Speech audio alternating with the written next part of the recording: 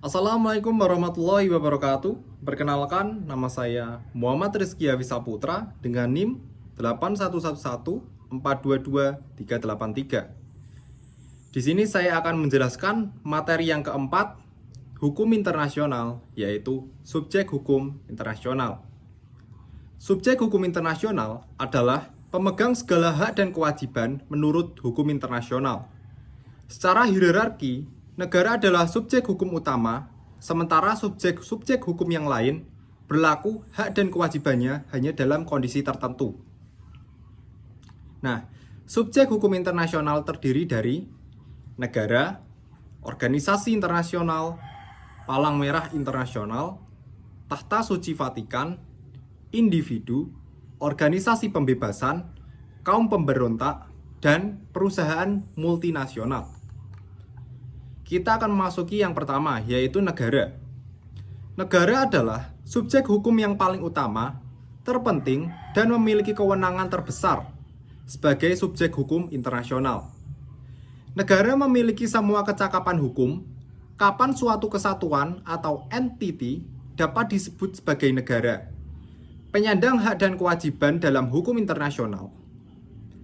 Negara memiliki legal personality atau kapasitas hukum untuk membuat perjanjian internasional serta dapat diadili di hadapan pengadilan internasional. Dasar hukum suatu komunitas dapat dikatakan sebagai negara diatur dalam Artikel 1 Montevideo Convention on the Rights and Duties of States 1933 yang menyatakan bahwa karakteristik negara adalah sebagai berikut.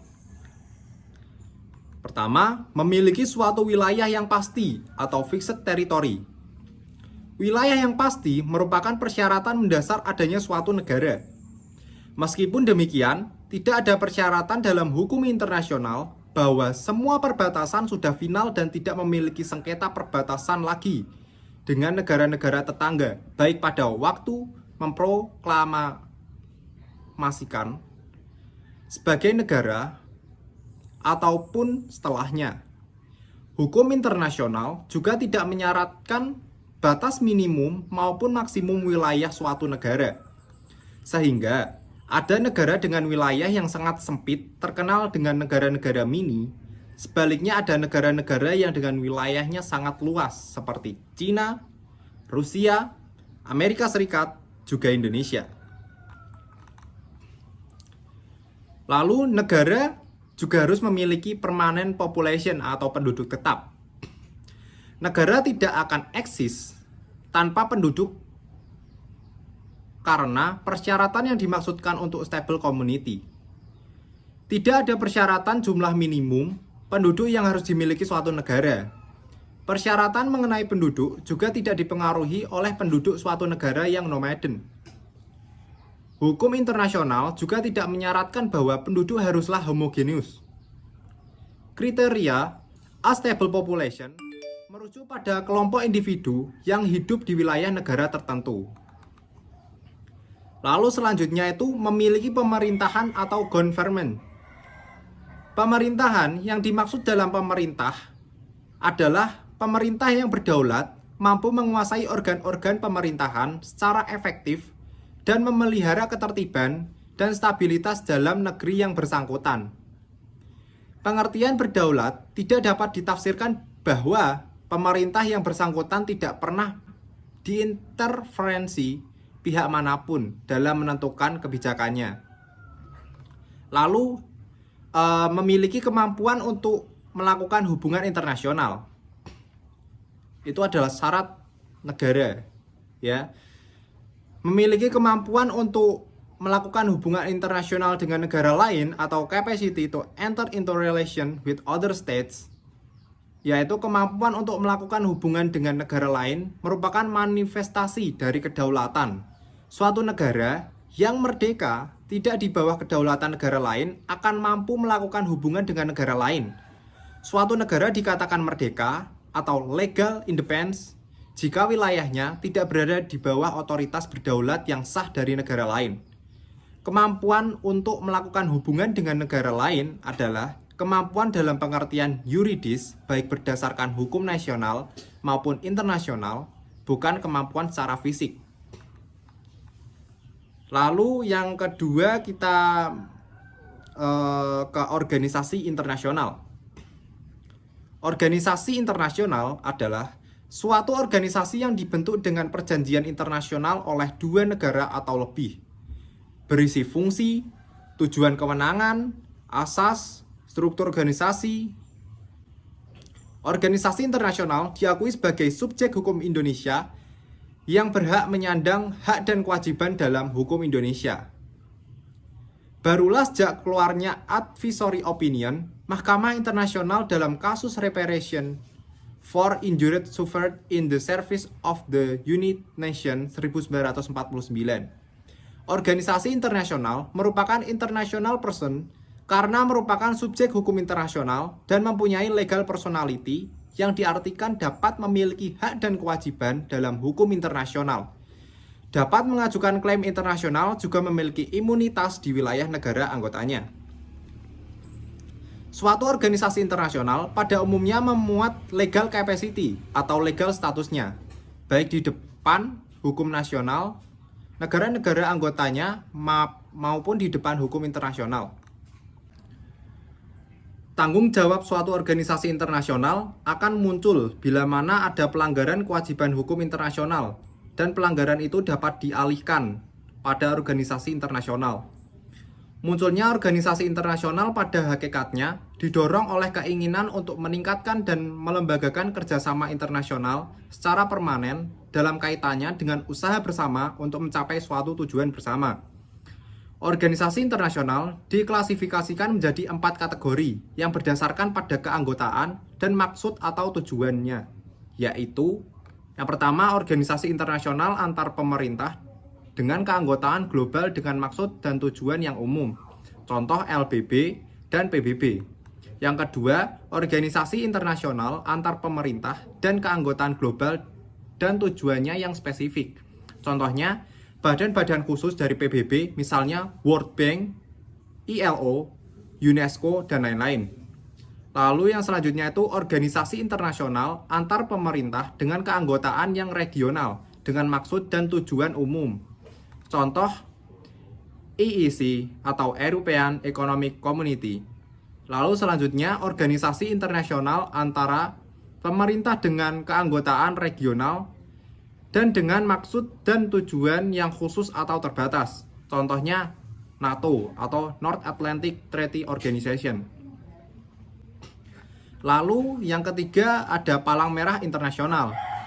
Palang Merah Internasional atau International Committee of the Red Cross atau ICRC merupakan organisasi non-pemerintah yang anggotanya Palang Merah Nasional negara-negara dan berkedudukan di Swiss. Kedudukan non-government organization ini sebagai subjek hukum internasional tidak lepas dari perannya yang besar dalam memberikan pertolongan pada korban perang, khususnya di Perang Dunia I dan II.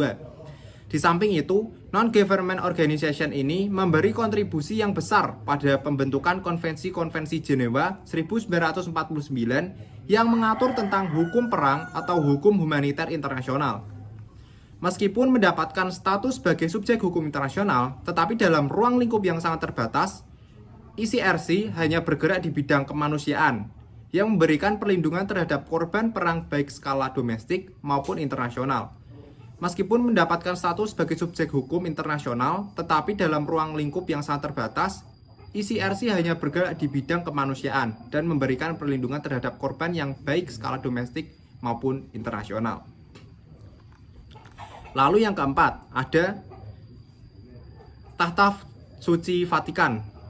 Vatikan juga diakui sebagai subjek hukum internasional karena alasan sejarah. Tahta Suci atau Vatikan yang berpusat di Roma, Italia, memiliki catatan sejarah yang cukup panjang. Vatikan diakui sebagai subjek hukum internasional berdasarkan Traktat Lateran pada 11 Februari 1929 antara Italia dan Tahta Suci mengenai penyerahan sebidang tanah di Roma yang menjadi wilayah Vatikan sekarang. Meski tugas dan kewenangan Tahta Suci tidak seluas negara, karena sebatas di bidang kerohanian, dan kemanusiaan, namun wibawa dan pengaruh Paus sebagai pemimpin tertinggi tahta suci dan umat Katolik di dunia sudah diakui. Lalu, yang kelima itu individu. Individu merupakan salah satu subjek hukum internasional yang dapat diadili di hadapan pengadilan pidana internasional jika terbukti melakukan kejahatan perang atau pelanggaran HAM berat. Individu memiliki international personality maupun menyandang hak dan kewajiban yang diberikan hukum internasional padanya. Individu bertanggung jawab secara pribadi dapat dituntut di pengadilan internasional atas kejahatan perang yang dilakukan tanpa dapat berlindung di balik negaranya. Lalu yang keenam itu ada organisasi pembebasan atau bangsa yang memperjuangkan haknya atau National Liberation Organization or Representative Organization. Bangsa yang memperjuangkan haknya adalah suatu bangsa yang berjuang memperoleh kemerdekaan melawan negara asing yang menjajahnya. Meskipun banyak yang menamakan kelompoknya organisasi pembebasan, tetapi tidak semuanya mendapatkan pengakuan sebagai subjek hukum internasional. Hal ini dikarenakan tidak ada kriteria objektif untuk menentukan apakah suatu kelompok sudah berhak menyandang status sebagai organisasi pembebasan atau bangsa yang memperjuangkan haknya atau belum. Pertimbangan-pertimbangan politik masyarakat internasional lebih dominan dibandingkan aturan hukum internasionalnya.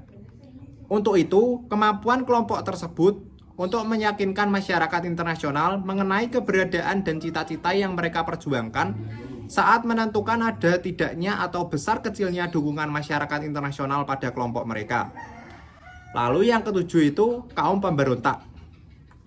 Kaum pemberontak atau yang dikenal sebagai insurgen atau belligerent adalah suatu kelompok yang berada di dalam suatu negara dengan pemerintahan yang sah dan mencoba untuk memisahkan diri dari negaranya tersebut dengan alasan tertentu. Pada umumnya ada 4 unsur yang harus dipenuhi kaum pemberontak untuk mendapat pengakuan sebagai belligerent, yaitu terorganisasi secara rapi dan teratur di bawah kepemimpinan yang jelas, lalu menggunakan tanda pengenal yang jelas yang menunjukkan identitasnya, lalu harus sudah menguasai secara efektif sebagian wilayah sehingga wilayah tersebut benar-benar telah di bawah kekuasaannya, dan harus mendapatkan dukungan dari rakyat di wilayah yang didudukinya. Nah, yang ke-8 itu ada perusahaan multinasional atau transnasional. Merupakan perusahaan yang kegiatannya dilakukan di berbagai negara, meskipun di bawah kantor pusat di suatu negara.